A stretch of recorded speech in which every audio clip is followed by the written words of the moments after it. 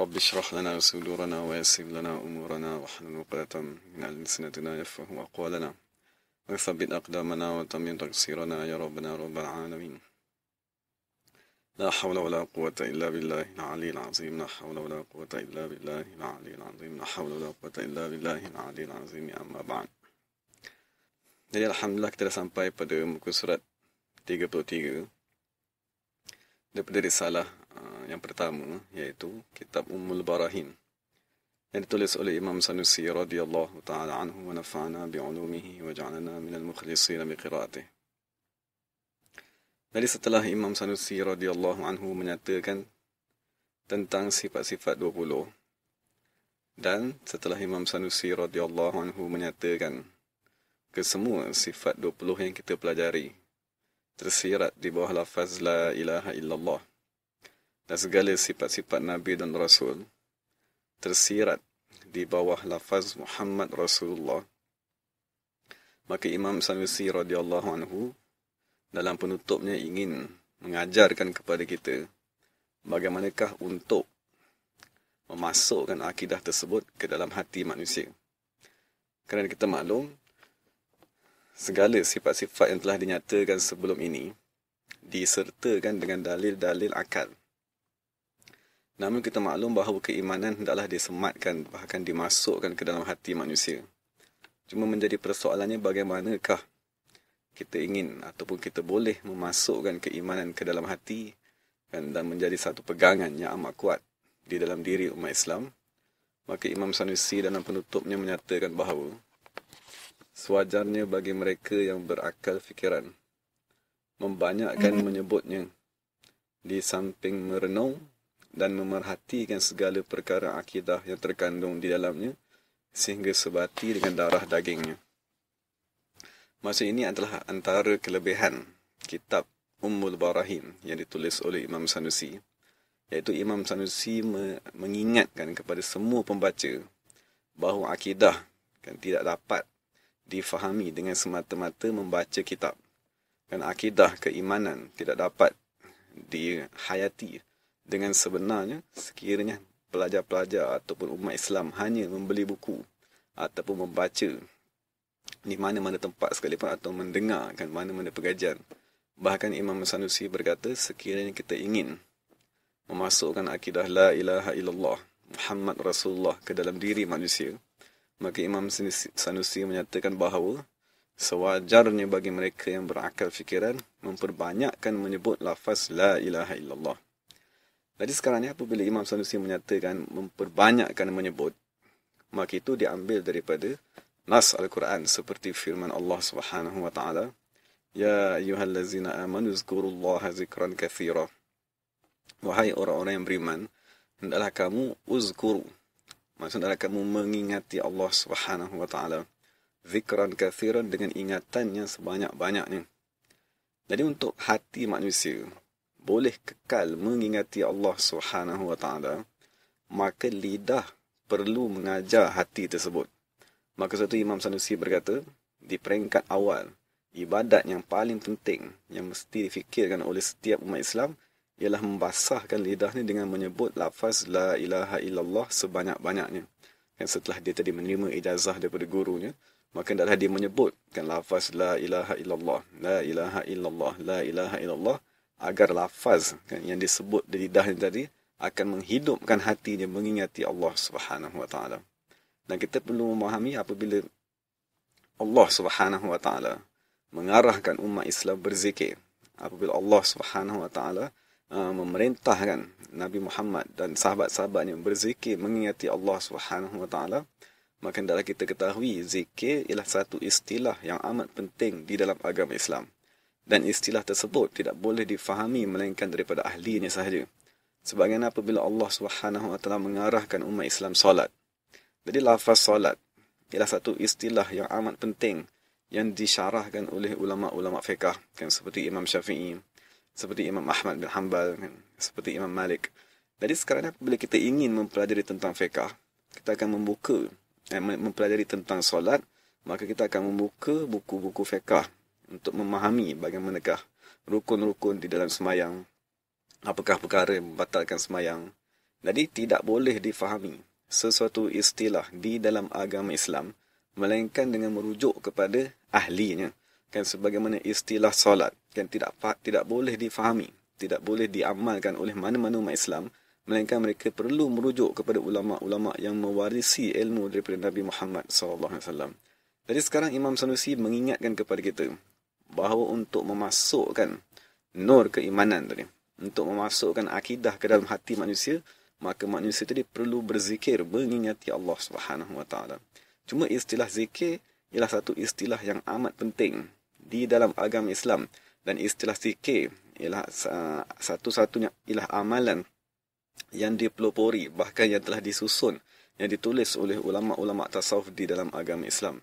Kan seperti Imam Sanusi, seperti Imam Syekh Junaid radhiyallahu taala anhu, seperti Imam Abu Hasan Syazili radhiyallahu taala anhu, kan seperti Syekh Bahauddin Naqsyabandi radhiyallahu taala anhum ajma'in.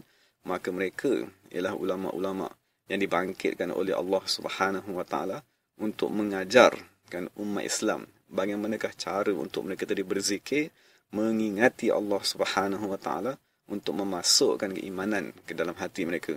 Jadi Imam Sanusi kan setelah dia mengajarkan kepada kita cara untuk mengenal Allah Subhanahu wa taala berserta dengan dalil di akal, berserta dengan dalil yang boleh difahami oleh akal manusia, maka sekarang Imam Sanusi radhiyallahu ta'ala anhu mengajarkan kepada kita peringkat kedua untuk memasukkan akidah tersebut ke dalam hati manusia. Dan Imam Sanusi menyatakan tiada cara kan untuk memasukkan akidah tersebut ke dalam hati manusia melainkan dengan memperbanyakkan menyebutnya. Maksudnya kita kena berusaha kan memperbanyakkan menyebut la ilaha illallah, la ilaha illallah, la ilaha illallah, untuk membersihkan hati manusia tadi, untuk menghidupkan hati manusia kekal mengingati Allah Subhanahu wa taala. Cuma Imam Sanusi menyatakan bahawa hendaklah seseorang tadi menyebut lafaz la ilaha illallah di samping merenung dan memerhatikan segala perkara akidah yang terkandung di dalamnya. Maksudnya apabila kita membaca la ilaha illallah, la ilaha illallah, maksudnya dia perlu disertakan dengan akal. Kan maksudnya dia perlu disertakan dengan pemikiran tadi. Maksud apabila kita menyebut lafaz la ilaha illallah, kan maksud kita menyedari kan bahawa tiada yang disembah kan dengan hak melainkan Allah Subhanahu wa taala.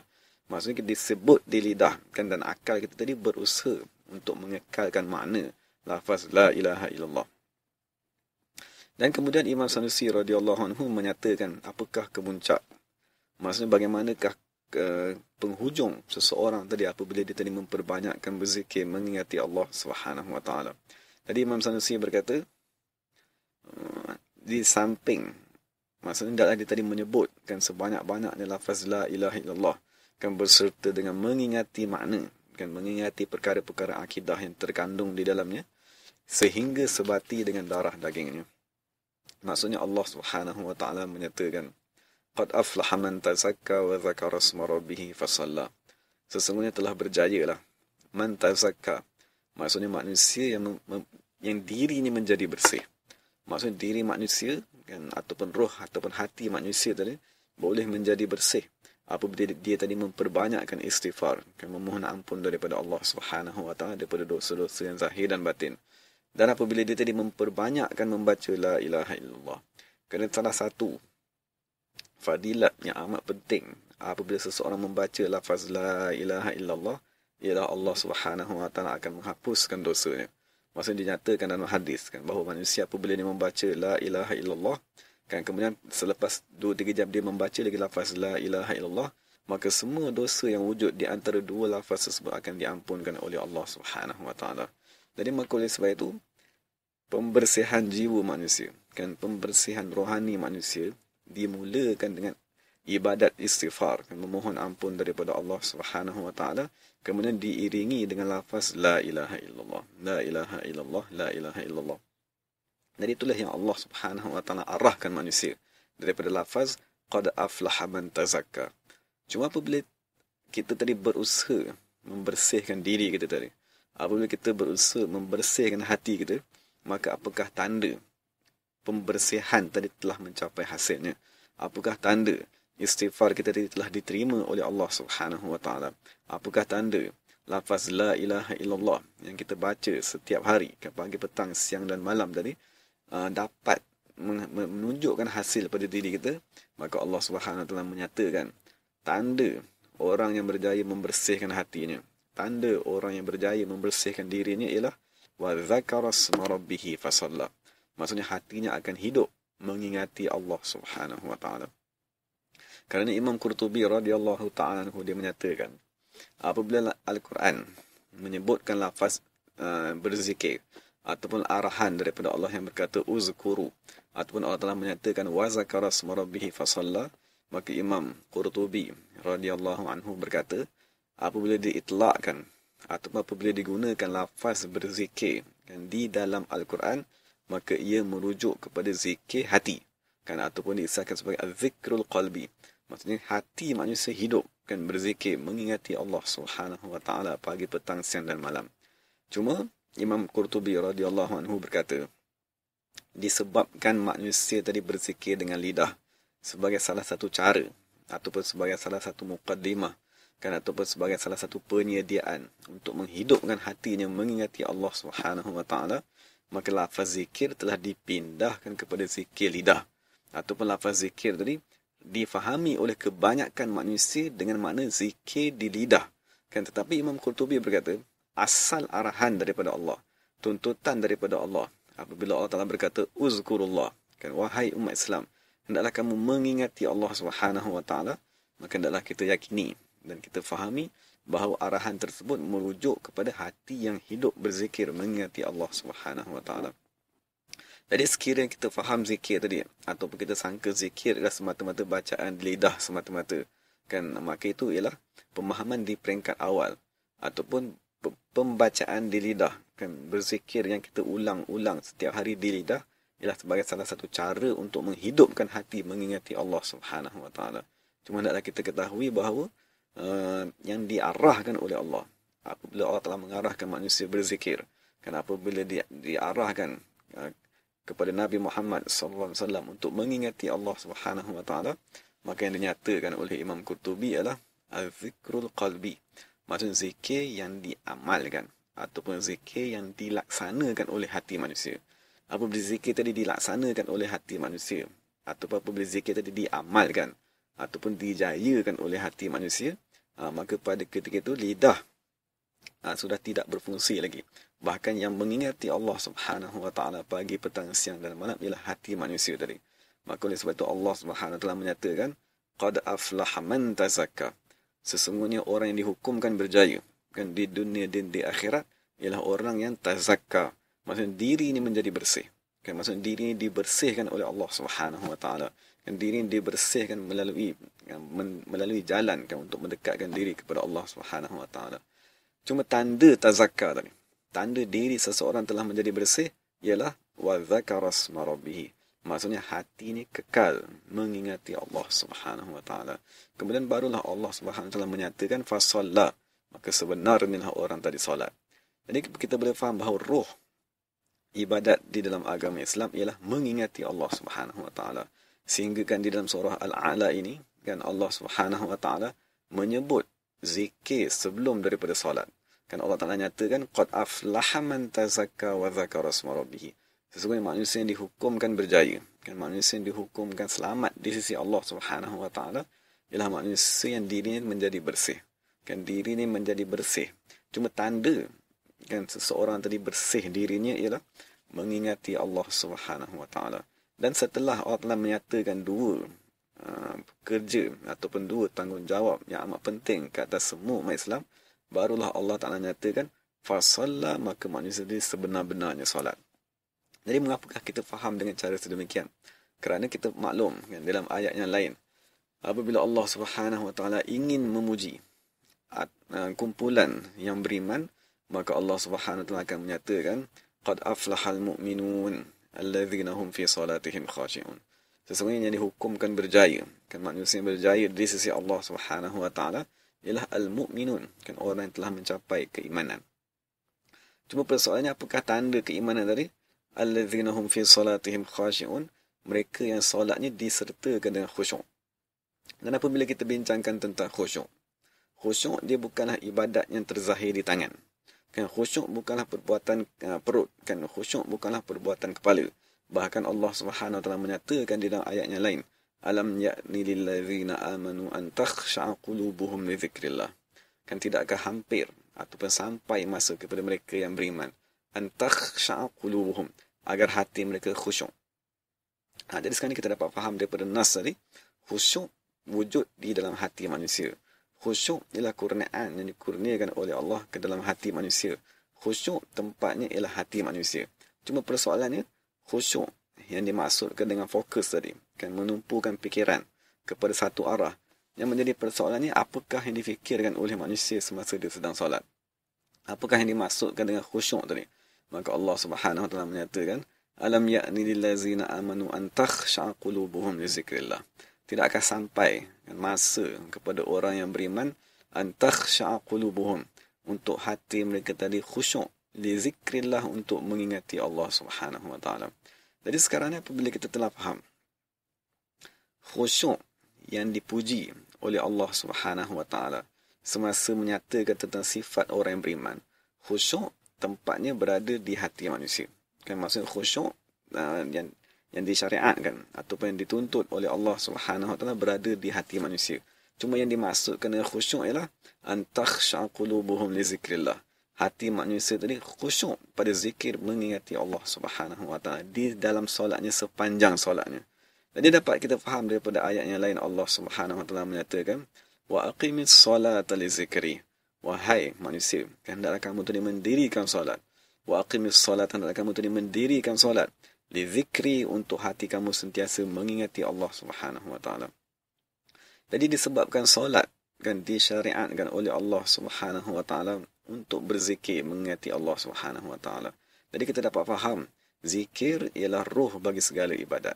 Maka sebab itu nak Allah Subhanahu wa taala menyatakan qad aflaha man tazakka wa zakara asma rabbih. Sesungguhnya orang yang benar-benar berjaya. Kerana orang yang benar-benar berjaya membersihkan dirinya ialah orang yang mengingati Allah Subhanahu wa taala. Dan tujuan solat kan disyariatkan oleh Allah Subhanahu wa taala ialah wa aqimis solata li dzikri, hendaklah kamu tadi solat untuk mengingati Allah Subhanahu wa taala. Dan setelah kita solat dan kita ada aktiviti di luar rumah, kan seperti kita keluar berniaga ataupun seperti kita keluar bekerja, kan kita berjumpa manusia, maka Allah Subhanahu wa taala memuji kan kumpulan manusia yang beriman dengan firman-Nya, rijalun la tulhihim tijaratun wala bai'un an zikrillahi wa iqamis salat. Kan sesungguhnya sekumpulan manusia yang perniagaan mereka ataupun urusan jual beli mereka ataupun segala aktiviti harian yang mereka buat, la tulhihim tijaratun wala bai'un an zikrillahi wa iqamis salat, tidak melalaikan mereka, maksud tidak melupakan mereka an zikrillah, daripada mengingati Allah Subhanahu wa taala di dalam hati mereka. Jadi kita dapat lihat kesempurnaan aktiviti perniagaan, kesempurnaan aktiviti mencari nafkah yang kita peruntukkan berjam-jam setiap hari. Kan setiap hari manusia keluar daripada pagi sampai ke tengah hari ataupun daripada pagi sampai ke petang. Allah Subhanahu wa taala menyatakan sepanjang 8 jam kita berada di pejabat, sepanjang 10 jam kita bekerja di luar rumah tadi, tidak sepatutnya pekerjaan kita yang berjam-jam tadi tulhihim, melalaikan mereka an zikrillah, daripada mengingati Allah Subhanahu wa taala. Jadi kita dapat lihat tuntutan zikir tadi. Pertama, Allah Taala tuntut di dalam solat. Sekiranya dituntut di dalam solat, maka zikir juga dituntut di dalam puasa. Kan sekiranya zikir dituntut di dalam solat, kan maka zikir juga dituntut kan apabila kita membuat segala aktiviti yang lain. Jadi sebagaimana zikir dituntut di dalam ibadat di dalam agama Islam, sekarang kita dapat lihat zikir juga dituntut semasa manusia sedang bermuamalat. Kan semasa manusia sedang berniaga. Allah Ta'ala memuji kan umat Islam kan yang benar-benar beriman ialah apabila perniagaan mereka tidak melalaikan mereka daripada mengingati Allah Subhanahu wa taala. Dan sekarang kita ada bahagian yang ketiga lah, iaitu permasalahan kekeluargaan di dalam Islam ataupun yang diistilahkan sebagai al-munakahat. Jadi Allah Subhanahu wa taala berfirman, allazina yazkuruna Allaha qiyaman wa qu'udan wa 'ala junubihim. Maksud manusia yang kekal mengingati Allah Subhanahu wa taala qiyaman, pada ketika mereka berdiri, wa qu'udan, dan pada ketika mereka duduk, wa 'ala junubihim, dan pada ketika mereka tadi berbaring. Jadi apabila Allah Taala menyatakan berbaring, kan maksud diisyaratkan bahawa keadaan manusia tadi, sama ada dia sedang makan, berdiri, duduk, baring, kan baring bersama isteri di dalam rumah ataupun sebagainya, hati mereka kekal mengingati Allah Subhanahu wa taala. Maka oleh sebab itu semasa mensyarahkan ayat wa ala junubihim tadi, maksudnya manusia tadi kekal mengingati Allah Subhanahu wa taala, maka Imam Qurtubi membawa satu hadis daripada Sayyidatina Aisyah radhiyallahu anha yang menyatakan bahawa sesungguhnya Nabi sallallahu alaihi wasallam kekal mengingati Allah fi kulli ahyanihi, pada setiap waktunya. Semasa dia duduk di rumah, kan, semasa dia baring, semasa dia bersama dengan isterinya, Nabi sallallahu alaihi wasallam kekal kan mengingati Allah Subhanahu wa taala. Jadi kita dapat lihat zikir dituntut di dalam permasalahan ibadat. Zikir dituntut di dalam permasalahan muamalat. Kan maksud kita kena kekal hati mengingati Allah Subhanahu wa taala. Dan sekarang kita dapat lihat nas kan daripada Sayyidatina Aisyah yang dinyatakan oleh Imam Qurtubi radhiyallahu anhu, menunjukkan kepada zikir juga dituntut kan semasa manusia sedang duduk di dalam keluarganya. Semasa manusia tadi sedang melakukan aktiviti kekeluargaan, dikekalkan juga. Maksudnya dituntut agar manusia tadi kekal berzikir mengingati Allah Subhanahu wa taala. Dan kita ada perbahasan ataupun bahagian yang terakhir di dalam aktiviti harian manusia lah yang dihimpunkan oleh ulama fiqh di dalam kitab Al-Jinayat. Kan maksudnya satu kitab yang menghimpunkan tentang pemerintahan negara, yang menghimpunkan tentang jihad fi sabilillah, yang menghimpunkan tentang qada, kan, tentang kehakiman Islam dan sebagainya. Jadi kita dapat lihat Allah Subhanahu wa taala menyatakan di dalam Al-Quran, ya ayyuhallazina amanu idza laqitum fi'atan fathbutu wadhkurullaha katsiran la'allakum tuflihun.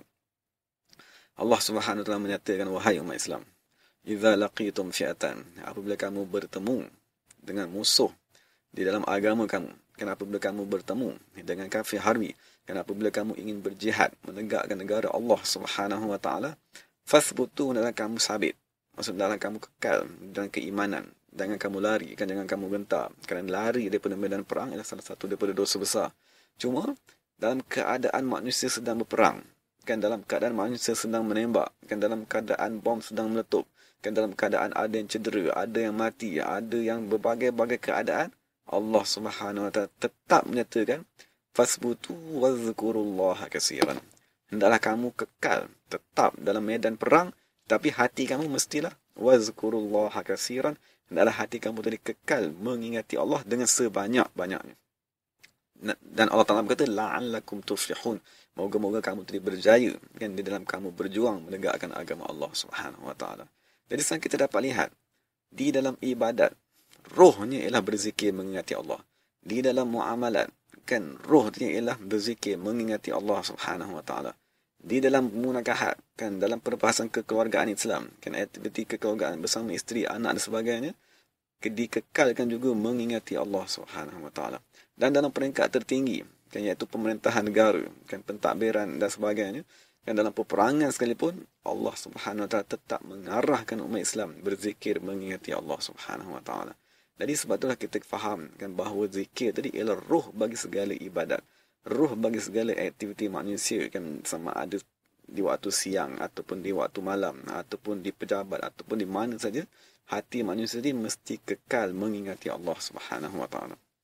Maka oleh sebab itulah apabila datang kan seorang Arabi, maksud datang seorang daripada pendalaman, dia bertanya kepada Nabi Muhammad sallallahu alaihi wasallam, kan wahai Nabi sallallahu alaihi wasallam, inna syara'i'al Islam qad kathurat alayya. Sesungguhnya syariat agama Islam terlampau banyak, kan terdapat berbagai-bagai arahan, kan terdapat berbagai-bagai tuntutan, tuntutan individu, kan tuntutan kemasyarakatan, tuntutan kekeluargaan, kan tuntutan kenegaraan, berbagai-bagai tuntutan, kan arahan di dalam agama Islam. Maka dia kata, wahai Rasulullah, tolonglah bagi tahu kepadaku babun natamassaku bihi jami', kan tolonglah bagi tahu kepada kami satu ibadat yang merangkumi ataupun ibadat yang menghimpunkan segala ibadat-ibadat yang lain, ataupun ibadat yang menjadi roh kan kepada semua syariat Islam yang begitu banyak sekali. Maka Nabi sallallahu alaihi wasallam menyatakan, la yazalu lisanuka ratban bi zikrillah.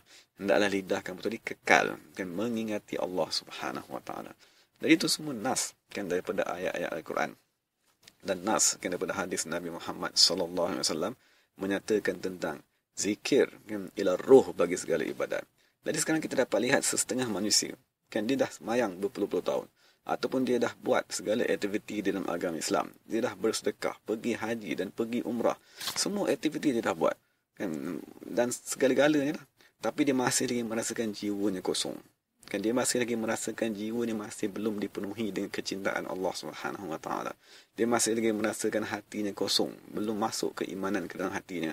Maka jawapannya ialah kerana manusia tadi meninggalkan ruh ibadat. Kan, kerana manusia tadi meninggalkan ibadat berzikir, mengingati Allah Subhanahu Wa Taala yang dituntut di dalam ibadat, dituntut di dalam muamalat, kan, dituntut di dalam kekeluargaan, dan dituntut di dalam pemerintahan negara dan berjihad menegakkan negara Allah Subhanahu Wa Taala.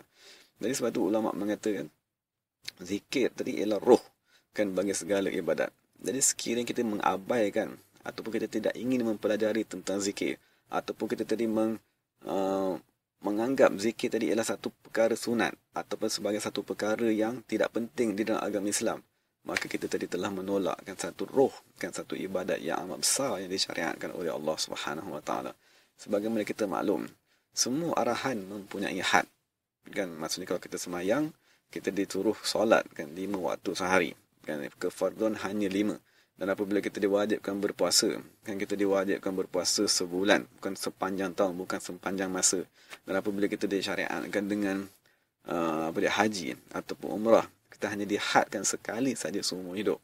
Tapi ketahuilah, kan, Ibn Abbas, kan, radhiyallahu ta'ala anhu, kan, sebagaimana dinyatakan oleh Imam Qurtubi, kan, Ibn Abbas berkata, kesemua ibadat di dalam agama Islam mempunyai had, dan kesemua ibadat di dalam agama Islam boleh diuzurkan, kan, sebagaimana solat, kan, apabila kita tadi musafir dan sebagainya, kita boleh menjamakkan, dan bahkan kita boleh mengqasarkan solat tadi, kan, dan ada banyak lagi ibadat yang lain seperti mana haji, kan, seseorang tidak berkemampuan, tiada duit sehingga ke akhir hayatnya, maka haji tidak menjadi wajib ke atas dirinya. Tapi Ibn Abbas, kan, radhiyallahu anhu, dia berkata kesemua hukum hakam ataupun semua tuntutan di dalam agama Islam mempunyai had, kan, dan boleh diuzurkan meninggalkannya kecuali berzikir mengingati Allah Subhanahu Wa Taala. Inilah satu-satunya ibadat yang tidak boleh digugurkan oleh umat Islam, yang tidak akan gugur sesaat pun daripada umat Islam. Bahkan dituntutkan oleh Allah Subhanahu Wa Taala di dalam Al-Quran, apabila Allah mengarahkan manusia berzikir, Allah Taala akan menyatakan, ya ayyuhallazina amanu zkurullaha zikran katsira. Kan, wahai manusia yang beriman, hendaklah kamu berzikir dengan zikran kasiran, dengan sebanyak-banyaknya. Dan apabila manusia tadi melalaikan zikir, ataupun mereka tadi menolak zikir, ataupun mereka tadi mengurangkan zikir, maka Allah Subhanahu Wa Taala menyatakan sifat munafik. Kan, sifat munafik di zaman Nabi Muhammad sallallahu alaihi wasallam ialah wala yazkurunallaha illa qalilan. Mereka tidak berzikir mengingati Allah, kan, Subhanahu Wa Taala illa qalilan, melainkan sedikit saja. Jadi kita dapat lihat, apabila Allah mengarahkan zikir sebanyak-banyaknya, kan, maka zikir sedikit ataupun zikir bermain-main, kan, ataupun zikir tanpa beriktikad, zikir adalah satu perkara yang penting di dalam agama Islam, Allah Ta'ala nyatakan keadaan tersebut sebagai sifat orang munafik di zaman Nabi Muhammad SAW. Jadi bagaimanakah keadaan diri kita di hari ini, kan, sekiranya kita tadi menolak terus, kan, ataupun kita mengabaikan langsung, kan, ibadat zikir yang ditulis oleh ulama tasawuf di dalam kitab-kitab mereka, maka kita seolah-olah telah membuang, kan, ataupun seolah kita telah mengabaikan satu roh yang amat penting di dalam agama Islam.